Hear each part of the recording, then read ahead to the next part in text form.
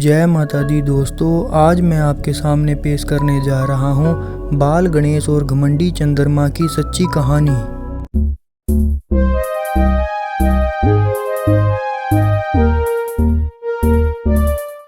दोस्तों, हर किसी को मालूम है कि गणेश जी को मोदक और मिठाई कितनी पसंद है। शायद इसलिए भी वे किसी के भी निमंत्रण को स्वीकार कर लेते हैं और मन भरकर मिठाई खाते हैं।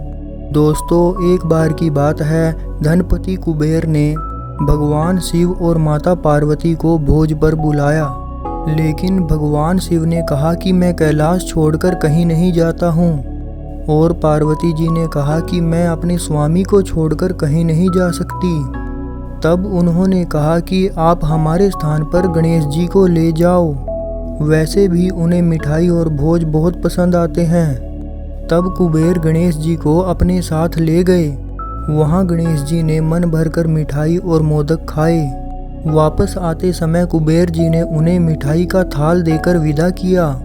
लौटते समय गणेश जी चंद्रमा की चांदनी में अपनी चूहे पर बैठकर आ रहे थे, लेकिन ज़्यादा खा लेने के कारण बड़ी ही मुश्किल से अपने आप को संभाल पा रहे थे। उसी समय चूहे का पैर किसी पत्थर से लगकर डगमगाने लगा। इससे गणेश जी चूहे के ऊपर से गिर गए और पेट ज़्यादा भरा होने के कारण अपने आप को संभाल नहीं सके और मिठाइयाँ भी यहाँ वहाँ गिर गई। यह सब चंद्रदेव ऊपर से देख रहे थे। उन्होंने जैसे ही गणेश जी को गिरता देखा तो अपनी हंसी रोक नहीं पाए और उनका मजाक उड़ाते हुए बोले कि जब खुद को संभाल नहीं पाते तो इतना खाते क्यों हो। चंद्रमा की बात सुनकर गणेश जी को गुस्सा आ गया।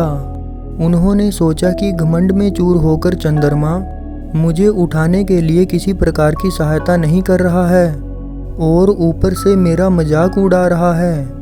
इसलिए गणेश जी ने चंद्रमा को श्राप दिया कि जो भी गणेश चतुर्थी के दिन तुमको देखेगा वह लोगों के सामने चोर कहलाएगा। श्राप की बात सुनकर चंद्रमा घबराए और सोचने लगे कि फिर तो मुझे कोई भी नहीं देखेगा। उन्होंने शीघ्र ही गणेश जी से माफ़ी मांगी।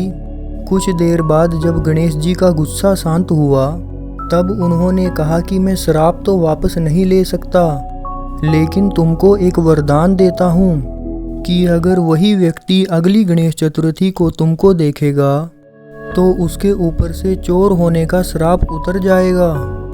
तब जाकर चंद्रमा की जान में जान आई।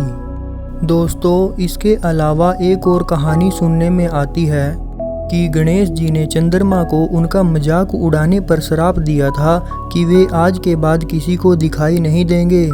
चंद्रमा के माफ़ी मांगने पर उन्होंने कहा कि मैं श्राप वापस तो नहीं ले सकता, लेकिन एक वरदान देता हूँ कि तुम माह में एक दिन किसी को भी दिखाई नहीं दोगे और माह में एक दिन पूर्ण रूप से आसमान पर दिखाई दोगे। बस तभी से चंद्रमा पूर्णिमा के दिन पूरे दिखाई देते हैं और अमावस के दिन नज़र नहीं आते। तो दोस्तों, ये थी बाल गणेश और घमंडी चंद्रमा की सच्ची कहानी। आपको कैसी लगी प्लीज़ लाइक, शेयर और कमेंट करके ज़रूर बताना। और हाँ दोस्तों, मेरी आने वाली कथाओं और कहानियों का स्मरण करने के लिए चैनल को सब्सक्राइब करना और बेल आइकन को प्रेस करना ना भूलना। जय माता दी।